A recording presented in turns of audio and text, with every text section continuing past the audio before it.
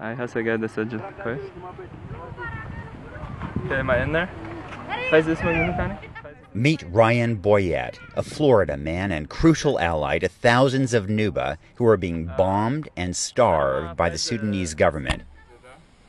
Armed only with cameras, he and a tiny band of Sudanese citizen journalists are documenting atrocities in Sudan's Nuba mountains. He's trying to get President Obama to do more to intervene to stop the bombing and avert a famine. There's a huge injustice happening in southern Kordofan right now, and that people are being attacked and killed by their own government. And just because Africans are living in huts made of grass and mud and they're being bombed and they don't have a voice in the international community, it seems that no one cares. And I think as the U.S., we have a moral obligation to stand up for the rights of these people. Boyette had moved to the Nuba Mountains in 2003 to work with the Christian aid group Samaritan's Purse. I really felt a need to come and try to contribute to helping the people of Sudan. He had fallen in love with Nuba and its people, and then he fell in love with Jazira, a Nuba woman. They married in 2011.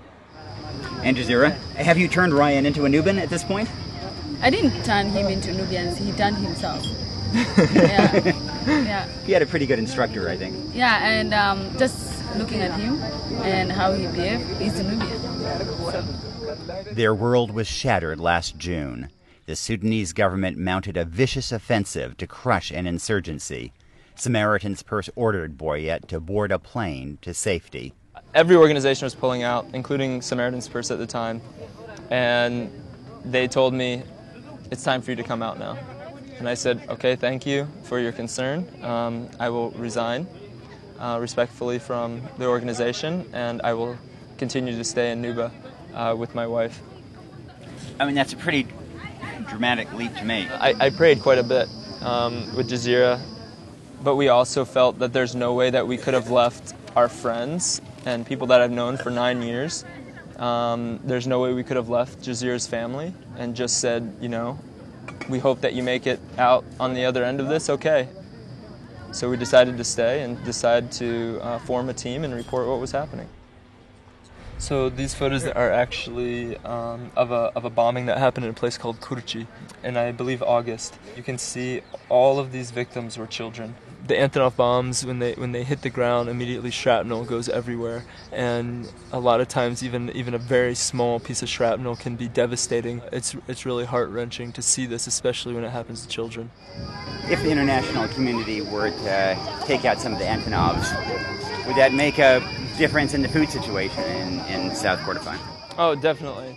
I think the thing While in Yida refugee camp, South Sudan, we walked to a local coffee house to talk about just how bad the situation is and what can be done. How soon before we have a lot of kids dying of starvation? Within 3 months, you will see people dying of starvation en masse. Omar Bashir is not allowing food to come in.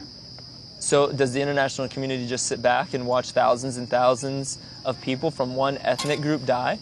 So the only hope to avert mass starvation is cross-border humanitarian aid over the dead body, in effect, of the Sudanese government. Yes, that's the only way.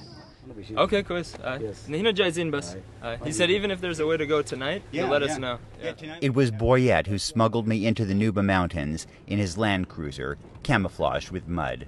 We passed within a few miles of Sudanese front lines. Our aim was to report on people who were being forced to live in caves to shelter from bombs. She said we're hiding from the Antonov. بكفي لكم ولا ما بكفي؟ ما بكفي عشان يجيش كتير كمان ما بكفي. She said that there's no way it'll feed all of us. بتاك سمن لكن بتاك بكون سخنة. To its credit, the Obama administration is working hard to end the food blockade in Nuba. But Boyette is skeptical, as am I, that the measures under consideration will be enough to avert starvation. If Boyette has anything to do with it, images of Nuba courage, resilience, and suffering will make it into American living rooms and build the political will for Washington and the world to take firm action. Well, to your health. Yeah. I hope he stays safe and prods our consciences. In the Nuba Mountains of Sudan, for the New York Times, I'm Nicholas Kristof.